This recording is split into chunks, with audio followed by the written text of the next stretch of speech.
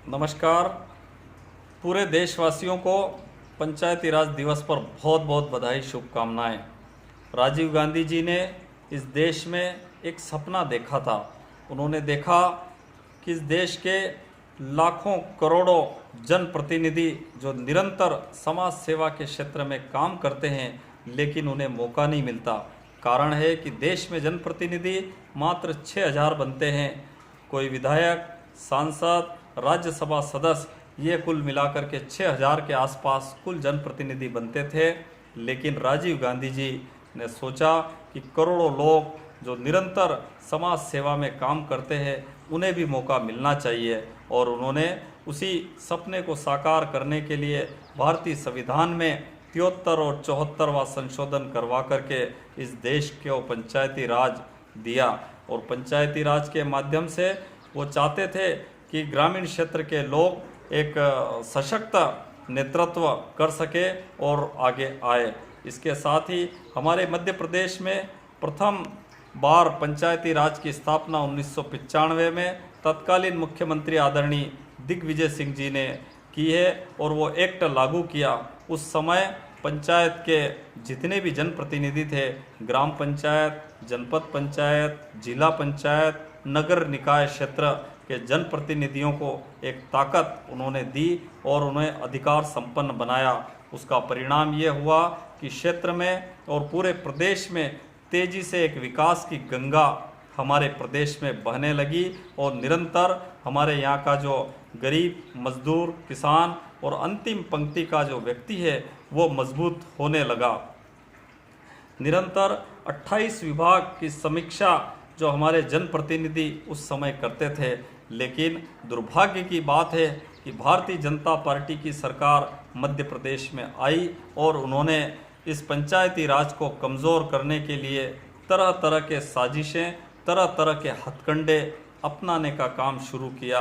और उसका परिणाम ये रहा कि हमारा जो जनप्रतिनिधि है, ग्रामीण क्षेत्र का जनप्रतिनिधि है, वो कमज़ोर होने लगा और उसको कमज़ोर करके विकास की जो एक गंगा बह रही थी, उसे रोक दिया गया। भारतीय जनता पार्टी हमेशा केंद्रीकरण के जो है संपर्क में रही और उनकी हमेशा विचारधारा रही कि वो केंद्रीकरण की समर्थक रही। लेकिन कांग्रेस पार्टी ने, राजीव गांधी जी ने निरंतर विकेंद्रीकरण की बात करी और अंतिम पंक्ति में बैठे व्यक्ति के हाथ में उन्होंने सत्ता सौंप दी। आज हम देखते हैं कि पूरे प्रदेश में जो ग्राम पंचायतों को जो पैसा मिलना था, वो पैसा उन्हें मिल नहीं पा रहा और 15% मात्र पैसा ग्राम पंचायतों के खाते में डाला।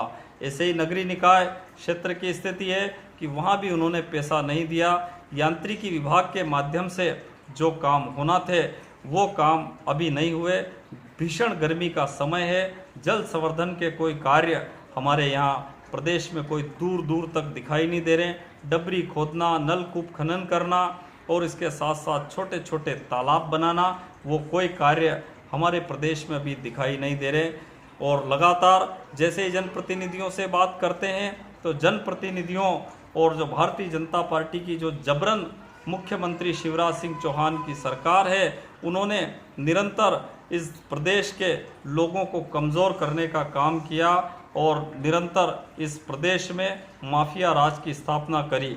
हमारे प्रदेश में माननीय मुख्यमंत्री कमलनाथ जी, तत्कालीन मुख्यमंत्री कमलनाथ जी थे, उन्होंने सोचा था कि हम पुनः जो पंचायती राज को मजबूत करेंगे, लेकिन वो नहीं हुआ।